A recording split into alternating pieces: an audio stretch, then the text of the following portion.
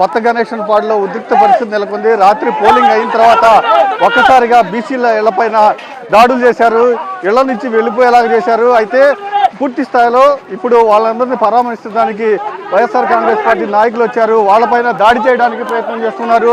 మనతో కాసు మహేశ్వర రెడ్డితో పాటు అనిల్ కుమార్ ఉన్నారు. సార్, ఏంటి వాళ్ళు రాళ్ళు వేయడానికి ప్రయత్నం చేస్తున్నారు? చూస్తున్నారు కదా, పోలీసులు ఉంటేనే రాళ్ళు వేస్తున్నారు. కంట్రోల్ చేయలేరా? What is police doing? What is SP doing? వాళ్ళకి చెప్పొచ్చాం. ఆడవాళ్ళు గంగమ్మ గుళ్ళో ఉన్నారు పాపం. నిన్న 2 నుంచి ఇప్పటి వరకు కనీసం యూరినల్స్ పోవడానికి లేదు ఆడవాళ్ళకి. ఎవరు తీసుకెళ్లాలి వాళ్ళని వాళ్ళ ఇళ్ళకి? రాని కిరాయి రౌడీలను తీసుకొచ్చి దాడి చేయించారు, ఎలా చూస్తారు? ఖచ్చితంగా కనపడుతుంది కదా, వాళ్ళు చేస్తున్న దాడి కళ్ళెదుట. ఇప్పుడు కూడా ఎగబడుతుంటే పాపం బీసీల మీద. ఇప్పుడు మీరు పరామర్శించడానికి వచ్చారు, పెద్ద పెద్ద రాళ్ళు మీపైనే వేయడానికి ప్రయత్నం చేశారు. వాళ్ళ చేతుల్లో కర్రలు కూడా ఉన్నాయి. ఎవడు భయపడతాడు వాడి కర్రకి? పాపం ఆ లేడీస్ని తీసుకెళ్ళి వాళ్ళ ఇళ్లలో వదిలిపెట్టే పోతాం ఈ గ్రామం నుంచి. మీరు డ్యామేజ్ అయిన ఇళ్లను కూడా చూశారు, ఎట్లా ఉన్నాయి?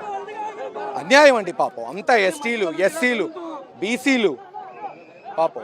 అన్యాయం. అది అన్యాయంగా చేయటం అనేది తప్పు. ఒక పథకం ప్రకారమే జరిగిందంటారా? ఖచ్చితంగా ఓట్లేశారు కాబట్టి బీసీ ఎస్సీలని దాడి చేస్తున్నారు.